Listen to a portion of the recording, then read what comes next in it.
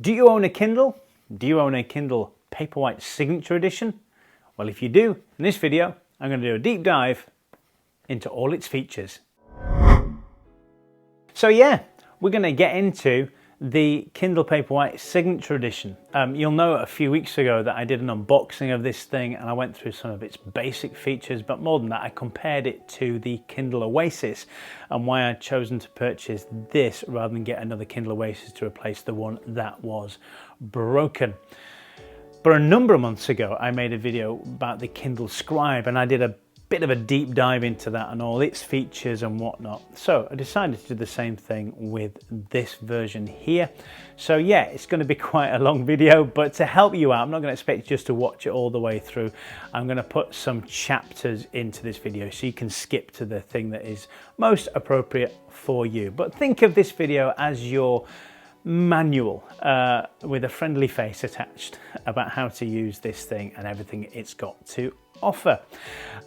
It's going to take me a long time to edit this video as well as record it, so if by the end of this video you've liked what you've seen, please do subscribe to my channel. It really helps, and like the video and share the video. That'd be really cool. But you know, make your mind up when you've watched it all the way through and see whether you think that's worth doing.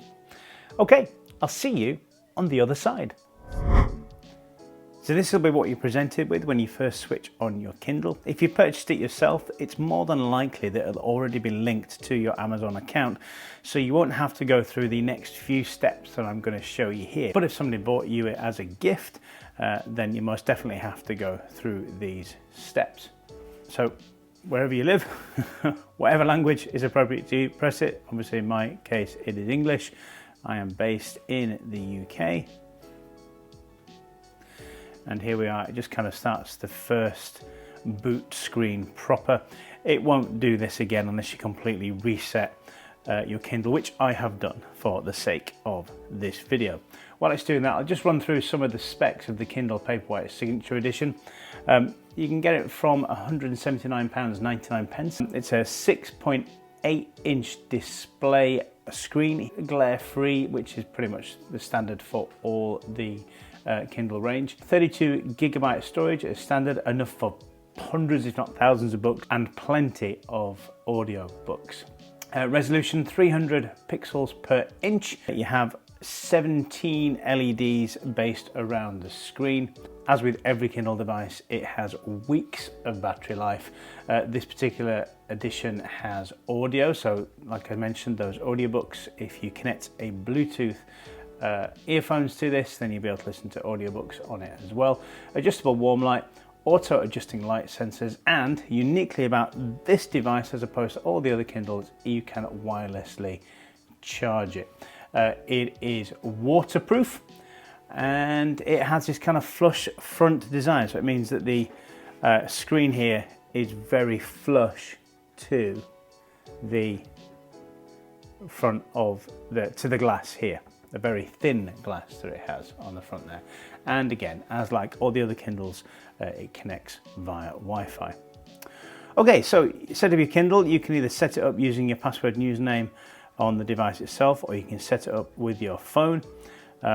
Choose whichever one is most suitable for you. I will set it up on my device here for the sake of this video. So it's going to want me to choose a Wi-Fi network to connect to. I'm obviously not going to show you the password, so to give it a few moments to connect to the Wi-Fi network, it has done already. And now I need to put in my Amazon account, username and password. Again, not going to show you that. Here we go. Now on my account, as I would recommend on any online account, use some kind of two-step verification. So I'm going to need to enter that here. And there we go, I've put in my two-factor authentication number and I'm presented with this screen. Welcome to your new Kindle. You're signed in and connected to the relevant Wi-Fi network. Make this Kindle child friendly. Well, only I'm reading it, so no thanks, but that may be something you want to consider. Again, this startup is pretty slow, but you're not going to have to do this again. You get a choice here of signing up to Kindle Limited if you want to. Maybe the deal for you. You get 3 months to try it out for free before it's about, well, just shy of £10 a month afterwards. I don't want Kindle Unlimited. really doesn't want to sell you stuff. So again, you're presented with this screen to try and sign up for Audible. I have tons of books on Audible. For about a year or so, I was actually signed up to their monthly subscription, but then I cancelled. But that doesn't mean that all my Audible books have gone. I can still access all of them. I've still got an Audible account. I'm just not paying for the monthly subscription. I would pay for them book by book if I would like to do so. So I'm not going to sign up for that today.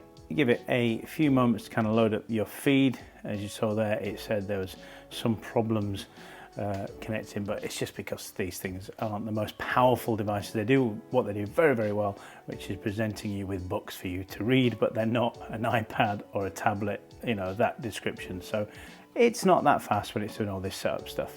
So you'll get this little introduce your Kindle experience thing that you need to go through. You can't skip it.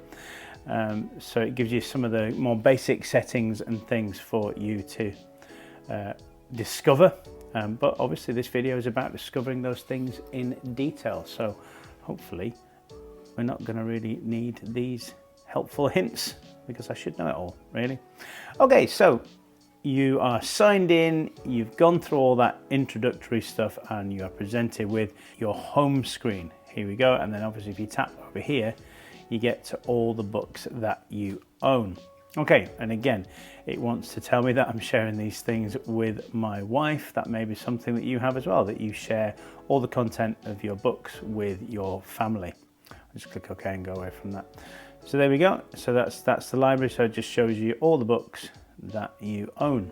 Maybe some of you are going to be quickly noting down what books I've got. There we are. I've got a varied mixture. I'll go back to the home page. So from here, you can access your library by tapping that there. You can continue a series that you started, so it knows where you're at, and if you need to purchase the next book, you'll be able to do so as well. Bestsellers that are included with my Prime membership. So if you have a Prime membership, you've got some of these books you can read for free. Upcoming releases based on authors and kinds of series that I've read before that I might be interested in that are coming up. And then obviously below it is things that are available now that are based on what I've been reading, which is just tons of sci-fi. Books I might like in Kindle Unlimited. So again, it's trying to sell you stuff. It's, you know, these things are probably heavily discounted devices because the way they make their money is through selling you books and audiobooks and all that kind of stuff. So it really wants me to sign up to Kindle Unlimited. And then new discovery here, what else might I find interesting? And so on and so forth. So as you can see here, new in Prime reading, new and notable in Prime reading, some more page turners. It's just saying the same thing over and over again. It really wants me to just carry on buying services and buying books. And that's fine. Books that are great to read on a Kindle. And these are books that are maybe formatted specifically to work on a Kindle. Maybe the pictures, maybe there's graphs, maybe there's things that work really well on this kind of device, as opposed to just kind of transposing the same digital book to various different formats. And there we are. So back to the top here. So let's just go into some of the settings that you'll find on your front page here. So you can search your Kindle. So you know you've got a book here, but it's not showing up on there. You can just tap this search Kindle thing here and just bob in your book and you'll be able to find it. I don't know, let's put, there's lots, maybe I've got lots of books with the word earth in. There you go. The Long Earth by Terry Pratchett and Stephen Baxter. Great book. Okay, so you can, that's one way of finding your stuff. Next to this, you've got the shopping trolley here, which takes you to the Kindle store. So again, it's just a lot of, it's basically this replicating the same thing that you saw on your home screen, but just the covers are bigger and what have you. So we'll just go back off that by tapping that button. And then next to this thing here, we have these 3 dots and it gives you various things. If you sign up to Goodreads, which is owned by Amazon, you can keep a track of all the books that you've read, the reviews. You can join little groups and things of people that have different interests. Might be something that you want to go into. I'll tap it just to briefly show you. So there we go. So again, it's personal recommendations based on the stuff that you've looked at, liked within Goodreads as well. So I'll just go back off that. Your reading list, not something that I've particularly set up any reading lists. These are all the kind of samples. So when I'm using my iPhone and I'm looking through the Amazon store, there might be a book that I like and I want to see if I want to read it. but I can't buy the book directly on like my iOS device, so I generally download a sample, and if I want to read it, I'll buy the full thing when I'm on my Kindle here. Amazon Kids takes a lot of kids-friendly books, and there's a simple kind of Silk web browser here, which does a job. It's slow and it's clunky. I wouldn't recommend that you use this as your browser of choice. It's like you can see there, it's slow, it's not good, it's loading loads of images up, it's not great. So never use the Silk browser on a Kindle device like this. Just miss out settings for a second. If you just go to legal, it just gives you stuff that probably every country makes Amazon put onto their devices. This bottom thing here, create a collection. You can put like specific books. So if you've got a load of sci-fi books, you want to create a specific sci-fi collection, this is what it is here, or biographies or whatever you want really. Just create a collection of books and add those books to your collection. Dead simple, dead easy. So we'll go back into that and we'll go to settings for the first time, and here you'll see all the stuff to do with your account and to do with your device. If you go into account here, again, you can give your Kindle a name. I'm a bit of a sci-fi geek. I love Doctor Who, so I tend to call my device, whenever I get a new Kindle and I've upgraded from the last one, I call it a TARDIS, because it's a magical little box into loads of different worlds. You identify your Kindle further by just adding some personal information about it. Social networks, you want to connect your various social networks, so you might want to share something you've noted in the book or the book itself. You would tap that, and then eventually this will populate with different things that it's able to do. At the moment I have it connected to Goodreads here, and I don't want to unlink my account from Goodreads. Deregister the account if you want to pass on your device, and then send to Kindle email. So if you want to send like PDFs and things to your Kindle device for you to be able to read them, you can do that by sending them to that very specific email address there. And it says there you can go to amazon.co.uk, myk, to change any settings within that send to Kindle email. And you have some further selections here. If you press the three dots, restart, reset and device info. Just tells you what the device is, how much space you've got free, what the firmware is, etc. Oh, and you can tap what's new as well.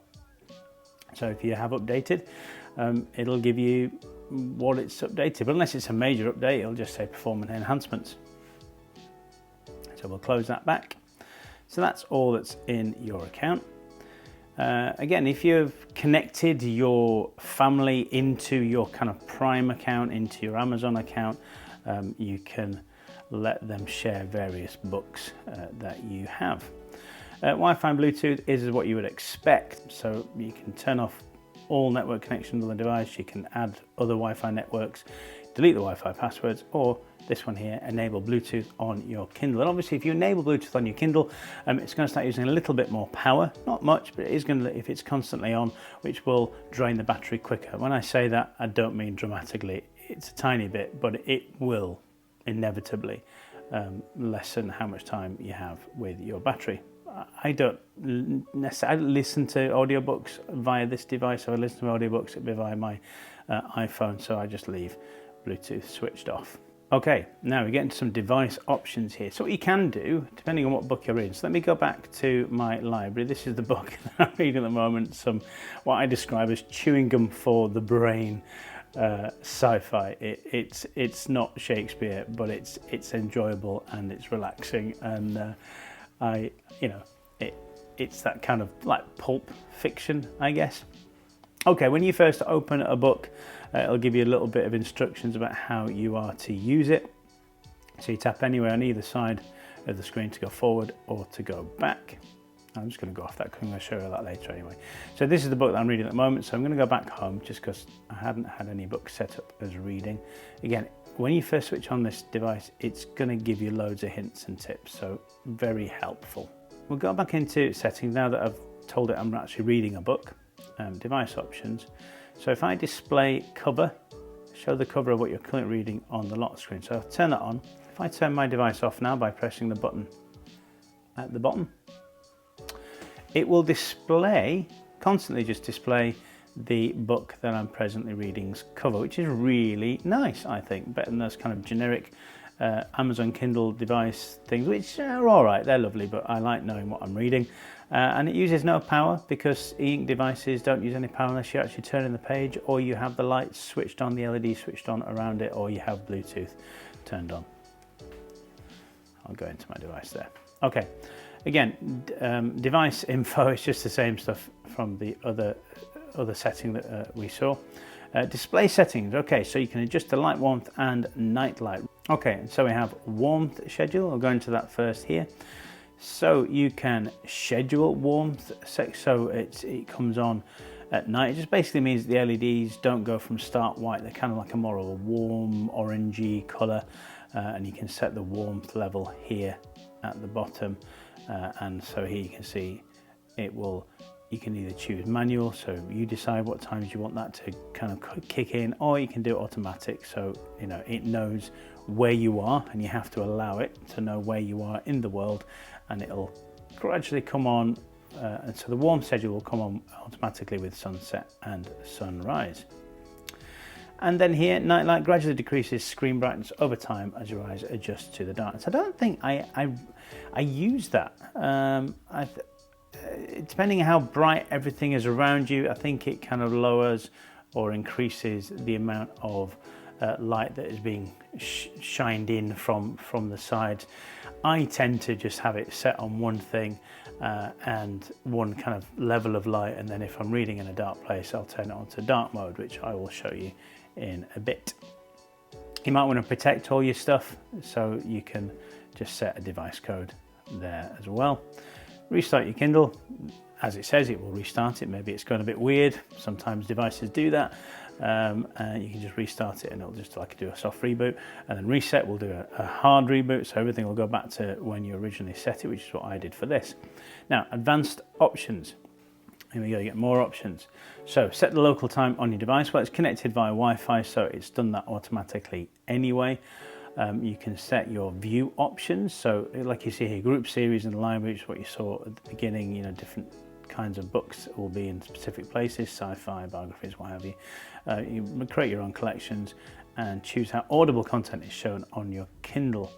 Let's do that here. So showing library on home, showing library filter only. Okay, so that just means it would show you stuff on your home screen and show you stuff in your library too, but you can change that so it's not appearing on your home screen. Whisper sync for books. So this just means that it keeps you, if you read or listen to books on different devices, maybe you read it on one device but listen to it on another, it will keep those things in sync, and it'll also keep your notes in sync across devices as well. Is on by default, and I leave it on because it's useful to be able to know I can go from different devices and catch up from where I left off on my other device.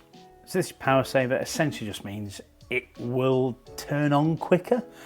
It's a matter of seconds. Leave that, you know, I generally disable it. I don't think, you know, just conserve the battery life. You might as well have it, keep it switched off. Personal data tells you about how your personal data would be used.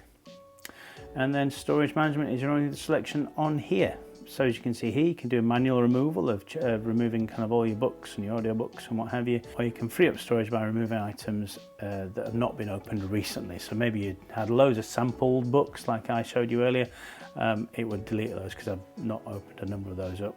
Or maybe there's some books that you've read or whatever, and it'll just do that quick archive yourself. And if you go into it, you can see. So if you've not read it for more than a year, looked through it for more than a year, it will remove it. Obviously there's none in here because I've reset this and restarted this for the sake of this video. Okay, next one is reading options. Refresh the page with every page turn. So with eInk devices, when you kind of turn a page, there may be a little bit of ghosting from the previous page, and then every so often it will do a complete refresh, so it kind of gives it a cleaner look. That's not really a big issue, so you don't need it to do it with every page turn. Just let it do itself, you know, every now and again. And vocabulary builder, just if you search for a word, it'll keep it in its memory there, and so you can go into the dictionary and see what words you've searched for. I barely use that. Okay, languages and dictionaries. This is the dictionary part. So your language, you've set the language in your Kindle at the beginning. It is English. There are a few other languages you can set it to depending on where you are in the world. A keyboard, again, this is set to English United Kingdom. You can have different variations. Let's say if you're taking notes in your book and you know that's what your keyboard is for. Dictionary, default dictionary, Oxford English Dictionary is the only option I've got here, and then something to do with Chinese sort order. Don't understand that. If you're in China, brilliant. I'm sure that makes some sense to you. Accessibility options on your device. Kindles are really great with accessibility. These are a few basic options. When we go into a book, I'll show you a little bit more. So if you've got some Bluetooth audio devices connected to it, you'll be able to listen back to the things that you touch on the screen, so it tells you where you're at and what you're doing. And then for some people, inverting everything that's on the screen from black to white, vice versa, it makes it easier to see. A little bit like dark mode, actually. Parental controls. If this was given to your children as something they could use, you'd be able to change the different settings here as to what they can access. Again, it goes into like a Silk browser-esque thing here, but you'll need Amazon Kids and to get all those options. But at least you know that it's available and it's there. And if you want even more help and user guides, you can go through these things here. There we are, but tutorial. I'm walking you through some of the features of this device. All right, so that's it. You haven't got any more options on there. Now, before we go into a book, okay, you might have seen this here at the top, little arrow coming down. If you press it, or if you kind of just pull down or press it, it gives you some overarching options. Again, if you tap that all settings, it just goes into the section we've just been looking at. So we'll go down to here. This is airplane mode. That turns Bluetooth on and off. That goes into dark mode, which is what you might want to use when you're reading at night. If you've got somebody sleeping in the bed with you, you don't want to disturb them, you put on dark mode. I'll show you that when we read a book. Sync, just as a kind of a manual sync across all your devices. And then down here, you've got the brightness setting. You won't be able to notice on here, I think, because of the light that I've got coming in, but this just turns on the LEDs. Auto brightness just changes the brightness of the LEDs around the device to make it easy for you to read. And then warmth. So warmth just kind of gives it that nice orange glow. Again, you won't really notice it on here because I've got so much light shining in there, but you can set that to whatever you want. You can drag it, or you can use the plus and minus buttons here. Like I said earlier, I keep the auto brightness off and I change it myself. All right, so we go out there, go into a book. Let's go into my sci-fi book here. Quick tip, if you want to change the size of the what's here, pinch and zoom to go in and out. So if I go out, it increases the font size. And you can see it there, so you can actually, there you go, look, you can see it going up and down. Then if you squeeze, it goes back and you just let go. So up and down. There we are. Okay, so that's one way of changing the font size really quickly, but you can do all those things by tapping at the top. Anywhere at the top, you get presented with some options here. So it tells you what you're reading.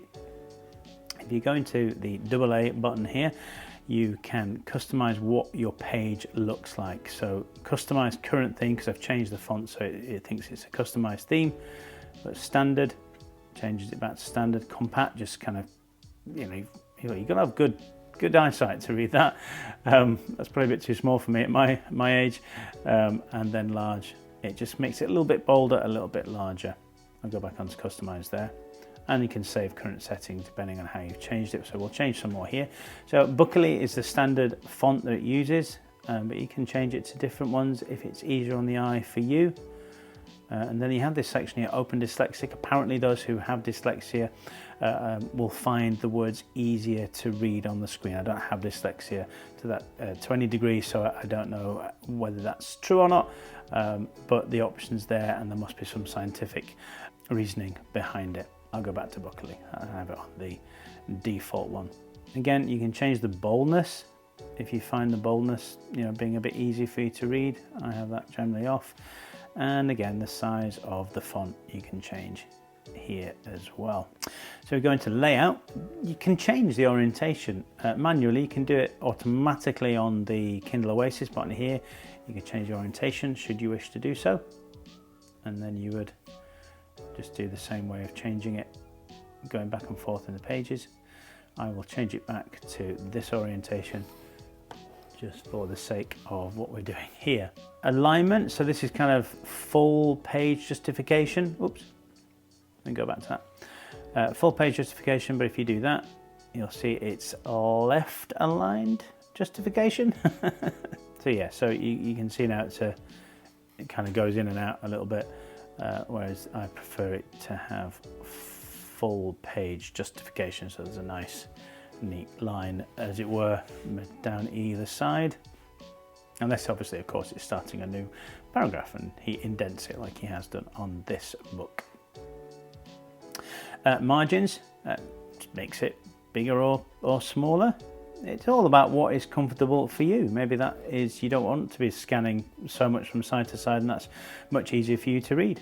Obviously, the more you do that, you get less on each page. And spacing, again, squeeze it up, make it a little bit the different lines a little bit bigger, and then even more bigger, again, depending on what you would prefer. And then more, at the bottom here, you have different choices.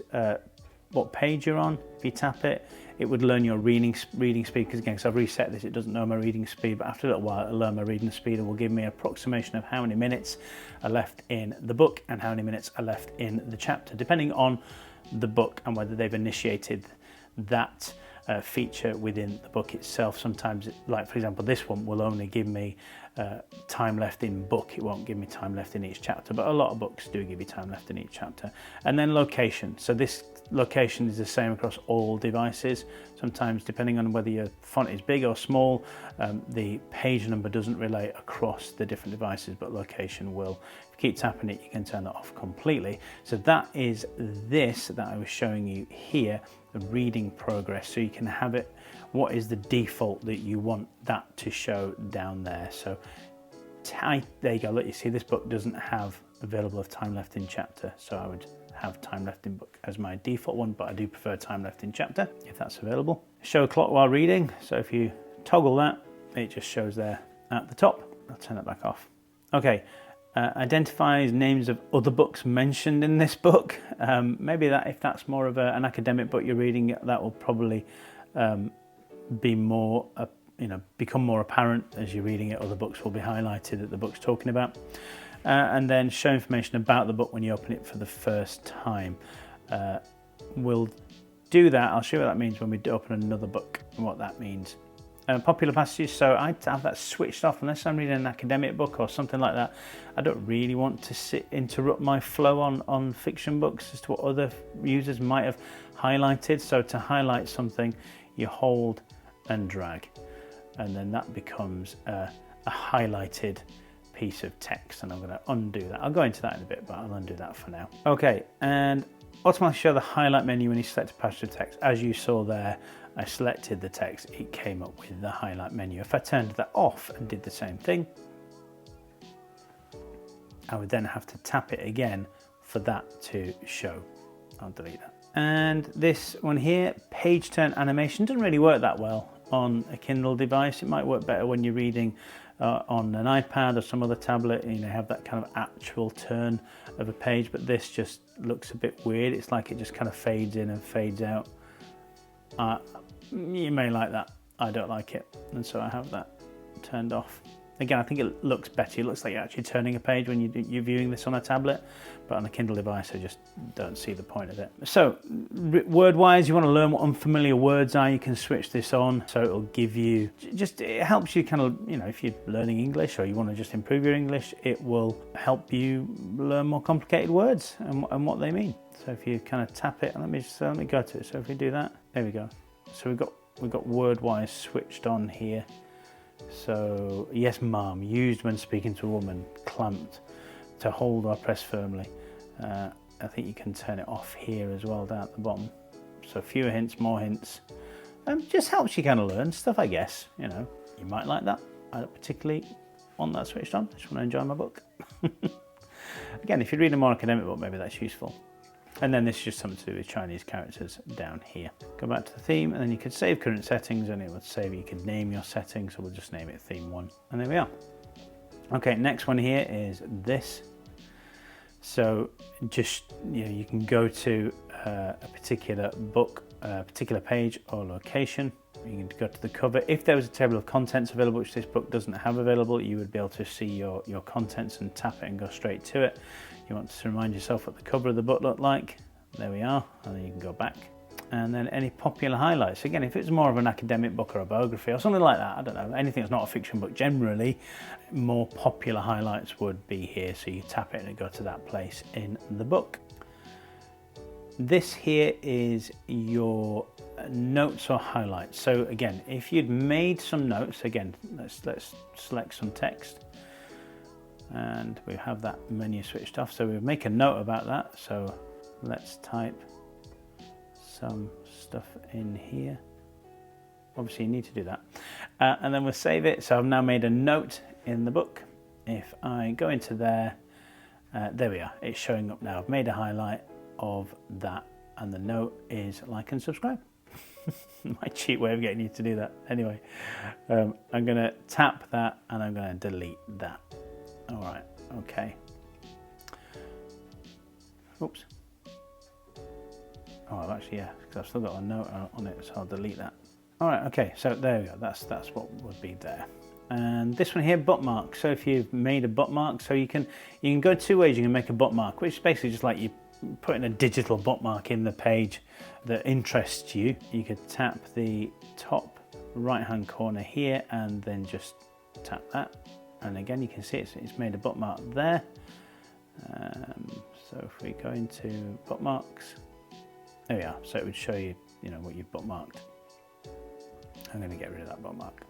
Or you can add your bookmark by tapping that, and then doing that. But the shortcut is top left, bookmark it. Here you can search within the book. Depending on what kind of book it is, you might want to go back to a point that you remembered but can't quite remember what it is. You can search your book and your notes from there as well. And then again, you've got your three dots here. So about this book will give you some of that kind of general information that you, I'm going to mark this as currently reading because I am currently reading it. All right, so it just gives you general information about the book, how long it takes to read, some popular highlights if you really want to know more from the author, and yeah, just about the book. X-ray, oops, I've gone to vocabulary builder. I don't want to go into there. Let me just go back. X-ray. X-ray is, so we'll start off with people. So it goes through the major characters in the book. Who are they? Where are they mentioned? What kind of terms are used, like Earth, silicoid, central, all these kind of different places within the book, different terms that are used, and images here. If it had any images, it's just got the front cover here. Or you can tap all there. So it just kind of goes into the book a little bit more, and then if you tap that, it would take you to the relevant place in the book that's talking about. So it just kind of opens the hood up, I guess, on the different kind of books. Maybe more academic books, you might find that a bit more useful. Vocabulary builder, never touched this. It helps you learn words, I guess. I've never gone into it. This is actually the first time I've done it. It gives you the dictionary meaning of some of the words that are used in the book and how it is used within the book. So this is just a dictionary builder. I think this is from more than just the book you're reading, but actually maybe covers a lot of your library that you've got. So it just goes, so if you want to know, I don't know, what praxis is, tap that. Tells you what it is and how it might be used. There you go. Settings, there seems to be loads of places to get to settings, so it just takes to all those original settings we looked at earlier. Sync to furthest page read, so if it hasn't synced properly or you've made a mistake, you've gone back a few pages, I don't know, maybe you've gone to discover another chapter, you can sync to the furthest page read. So this was from this book yesterday, and so it's gone to the page that I was reading it yesterday before I reset my device. And then if you want to share the book, so let's tap that, share it by email or share it by Goodreads, because that's the only social thing I've got connected to here. Okay, so that's all the options within a book itself. That pretty much covers everything that you can do and go into on a device. If you let's pick a sample book. Can I go to some samples? I've got a library. Okay, how to have impossible conversations. There we are. So this is a sample book that I downloaded via my iOS device, so it's just downloaded automatically to this device here. So if I open it, So again, when you first open a new book, it tells you what it is. You can mark it as currently read on Goodreads, typical time to read. You've seen this before. So go into it. Now if I can now buy the rest of the book directly on the device. So I can either view it more on that kind of Silk browser and view more details about it, or I can just directly buy it with one tap for £8.49 if I wanted to do that. I don't know yet because I haven't read this sample of this book, so I'll go back to my library. At the bottom here in the middle, it tells you the book that you're reading, so one tap you can go straight to the book that you're reading, but it generally shows up here anyway as the first book the most recent book that you've read, so I rarely touch that. Okay, so let's just quickly, before we leave this now, just go back into kind of making the notes thing here. Tap that. You can make your note like I showed you. You can share that again via Goodreads or email. You can search the book from that note as well for some reason. And then tap these three dots here. And it will, maybe it's a term that you want to look up on Wikipedia, maybe you want it translated into another language, or maybe there's a content error. Maybe there's more spaces, or there's a double word, something that's just snuck through the system. You can report the content there, and they'll eventually get to it and sort it out.